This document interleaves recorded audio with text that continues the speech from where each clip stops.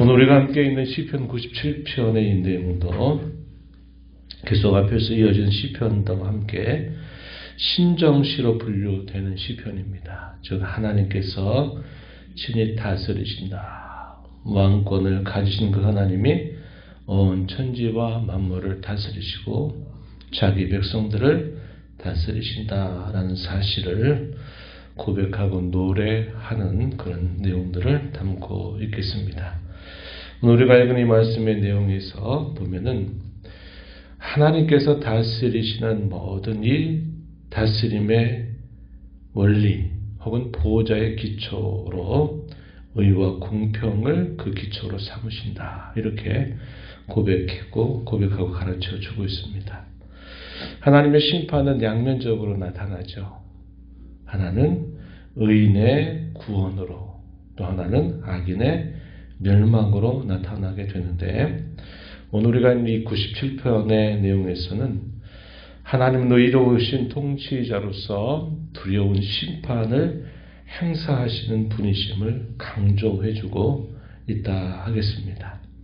1절 말씀으로 한번 가서 보시면, 여호와께서 다스리시나니 땅은 즐거워하며 허다한 성은 기뻐할지어다.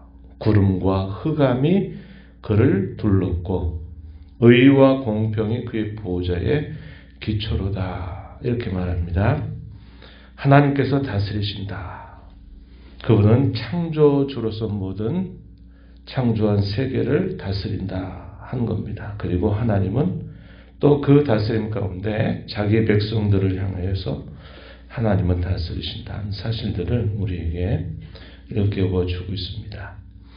청교도들은 이 하나님의 다스림에 대하여 하나님의 나라 혹은 그의 왕국에 대해서 두 가지 면으로 나누어서 가르쳤습니다. 하나는 권능의 왕국이다. 제가 전에도 소개를 해드렸는데 하나님께서 권능으로 모든 창조하신 세계를 다스리신다 하는 사실을 말할 때 권능의 왕국이다 이렇게 말했고, 하나님께서 그 가운데 자기 백성들을 또 다스린다 할 때 그 다스리는 나라를 두고서는 은혜의 왕국이다 이렇게 부른다 그랬습니다. 그 나라를 그의 은혜로 말미암아 그 백성들이 되게 하시고 하나님의 은혜를 따라서 자기 백성들을 다스리는 나라다. 그래서 은혜의 왕국 이렇게 구별해서 부르고 있어요. 그래서 여기 시편의 내용에서도 보게 되면 하나님이 창조주로서 온 세계를 다스리실 때 그의 권능으로 그의 위엄으로 다스리시고, 하나님께서 자기 백성들을 다스리시면서 또 그 백성들을 돌보시고 구원의 역사를 이루신다 하는 것을 보여줍니다.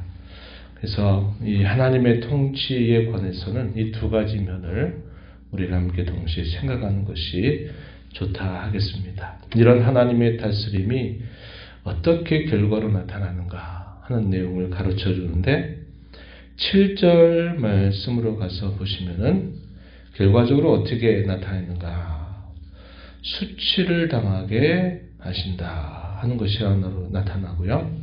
또 하나는 8절 말씀에 보면 시온이 주의 심판을 듣고 기뻐하며 유다의 딸들이 즐거워하였습니다. 이렇게 말합니다.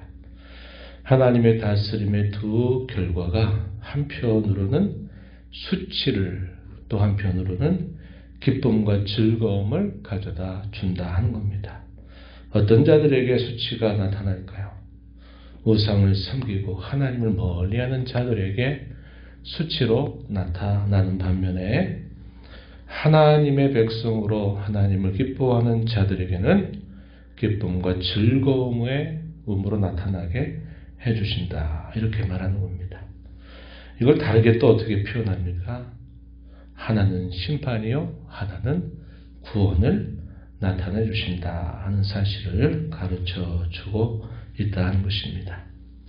하나님 이렇게 다스리시는 이 보좌의 기초를 의와 공평으로 삼아 다스리게 될 때 땅과 모든 하나님이 지으신 모든 창조 세계는 기뻐하고 즐거워한다라고 표현해 주고 있습니다.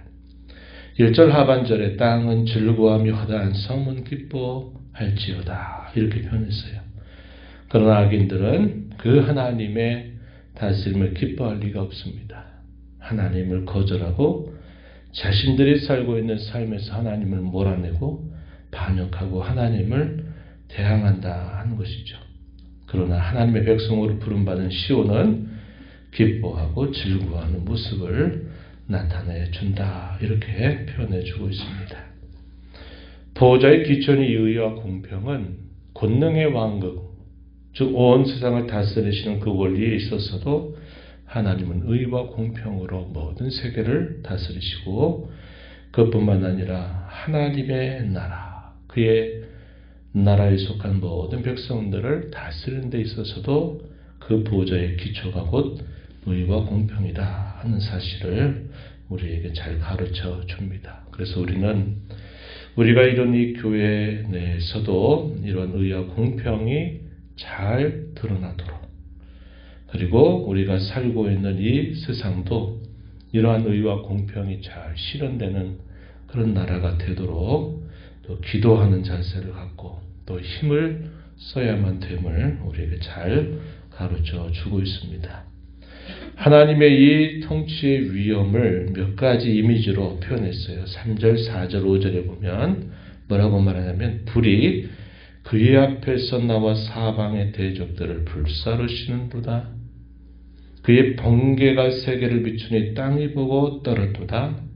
산들이 여호와의 앞 곧 온 땅의 주 앞에서 밀랍같이 녹았도다. 불이라고 하는 이미지, 또 번개라고 하는 것, 밀랍같이 녹는 산들, 이런 표현들은 하나님의 다스림의 위엄을 나타내주는 상징들이다 이렇게 볼 수 있습니다. 옛적에 이스라엘 백성들에게 시내산에 있을 때 강림하시는 그 하나님의 위엄이 이러한 광경으로 백성들 앞에 나타나게 되었음을 우리가 알게 됩니다. 그것은 하나님이 나타나심으로써 그의 위엄과 권능을 보이시고 그 하나님이 바로 그러한 권능의 하나님이심을 나타내주는 그런 상징들이 되었던 것이죠. 이런 하나님의 심판의 이미지들이란 것들이 주께서 이 땅에 다시 강림하시게 될 때에도 천지가 개벽하는 것 같은 이런 모든 일들이 일어날 것을 예수님께서도 우리에게 말씀하신 바가 있습니다. 우리가 잘 아는 바와 같이 마태복음 내용에 보게 되면 24장 또 15장에 보면 주의 강림에 대하여 가르쳐 주시는 그런 말씀 속에서 이러한 이미지들을 그대로 표현해서 하나님이 지으신 모든 세계가 새롭게 될 것을 하는 말씀하고 있는 내용들을 우리가 보게 되는 것입니다. 이런 하나님의 의로우신 통치가 우리가 살펴본 것처럼 7절로 9절에 다시 살펴보면 수치와 기쁨 이렇게 표현됨을 가르쳐 주죠. 7절에 보면 조각한 신상을 숨기며 허무한 것, 밑에 1번 쭉 내려가면 뭐라고 표현되어 있습니까? 우상으로 자랑하는 자 다 그들은 수치를 당하게 될 것이다. 너희 신들아 여호와를 경배할지어다. 여기 신들은 천상의 존재들 이렇게 표현하는 말로 이해할 수 있는 표현이 되겠습니다. 여호와 하나님을 경배하여라. 반면에 시온이 주의 심판을 듣고 기뻐하며 유다의 딸들이 즐거워하였다. 이렇게 표현해 주고 있습니다. 그래서 이 하나님의 의로우신 통치는 이러한 양면의 결과를 가져다 줄 것을 우리에게 가르쳐 주고 있다는 겁니다. 그러므로 성도들에게 주는 여러 군면의 말씀이 이제 후반부에 소개가 되는데 10절, 11절, 12절 내용에 보니까 여호와를 사랑하는 너희여, 너희는 악을 미워하라 이렇게 말합니다. 여호와 하나님을 사랑하는 자들이다. 성도를 그렇게 표현했고 또 그들을 향해서 악을 미워하여라. 하나님은 그런 의로운 심판을 나타내시는 분이시기 때문에 우리 성도들이 가져야 할 자세는 악을 미워하는 자세를 갖고 살아야 된다. 이렇게 가르쳐주고 있어요. 데살로니가전서 5장 22절 말씀에 보면은 악은 모양이라도 버리는 자세를 가지고 살 것을 우리에게 가르쳐 주는 겁니다. 하나님은 이런 악에 대하여 결코 그것을 간과하지 않으시고 하나님 반드시 심판하시기 때문에 우리를 이 악으로부터 건져내신 하나님의 자녀가 된 모든 이들은 이 악을 미워하는 자세를 갖고 거룩한 삶을 힘써 가야 됨을 가르쳐 주고 있다는 것입니다. 성도로서 누리는 특별한 은혜에 관하여서는 여호와께서는 성도의 영혼을 보존해 주시고 악인들의 손에서 건져주신다고 가르쳐주고 있습니다. 10절 말씀의 하반절 보니까 그의 성도의 영혼을 보존하사 악인의 손에서 건지신다 이렇게 가르쳐줍니다. 11절에 보면 의인을 위해서는 빛을 뿌리고 마음이 정직한 자를 위해서 기쁨을 뿌리신다 이렇게 말합니다. 빛을 뿌리고 기쁨을 뿌리신다. 이것이 하나님의 통치가 자기 백성들에게 나타내시는 그런 특별한 은혜라는 사실들을 가르쳐 주고 있다 하는 겁니다. 그리고 마지막 절 내용에 보면 이렇게 말하죠. 의인이여 너희는 여호와로 말미암아 기뻐하고 그의 거룩한 이름에 감사하여라 이렇게 가르쳐 줍니다. 우리가 이 땅에 사는 동안에 이 두 개의 나라를 동시에 산다 그랬어요. 하나는 이 세상의 나라를 우리가 살면서 또 하나는 우리는 그리스도 안에서 그의 은혜의 나라, 하나님의 나라를 우린 동시에 지금도 살고 있다 하는 겁니다. 그래서 이 모든 세계를 주관하시는 이 하나님의 의로우신 통치가 지금도 계속 진행 중에 있고 이러한 일들이 결국 성경의 약속대로 반드시 실현될 것을 우리에게 가르쳐주고 있는 것이죠. 우리가 이것을 늘 기억하면서 우리가 어디를 살고 있는지 우리의 소속을 분명히 기억하고 우리가 그의 은혜의 나라 안에 살면서 하나님이 우리의 삶을 언제나 다스리시고 우리를 보존하시고 우리에게 진정한 기쁨을 가져다 주신다는 사실들을 우리가 기억하면서 때로 우리의 현실들이 그런 것들이 가려져 있는 것처럼 보이게 된다 하더라도 그것이 진행 과정에 있다. 하나님은 반드시 자기 백성들을 구원하시는 그 은혜를 결과로 나타내 주시는 신실하신 하나님이시다 라는 사실을 우리가 늘 기억하면서 우리가 이 땅에 사는 동안 하나님의 나라에 속한 자로 사는 방식은 여기 마지막에서 우리에게 제시하는 것처럼 우리는 모든 상황 속에서 하나님을 사랑해야 되며 우리는 모든 악의 세력과 싸워서 그 악을 미워하고 살아야 될 것이고 우리는 하나님 앞에 마음이 정직한 자로 또 여호와 하나님으로 말미암아 기뻐하고 그 하나님의 의로우신 통치 그 통치하신 하나님께 늘 감사하는 자로 오늘을 살아가야 됨을 이 말씀은 우리에게 잘 가르쳐주고 있다는 겁니다. 오늘도 이 하루를 허락하신 하나님 앞에서 우리의 소속을 다시 한번 분명히 확인을 해야 하겠습니다.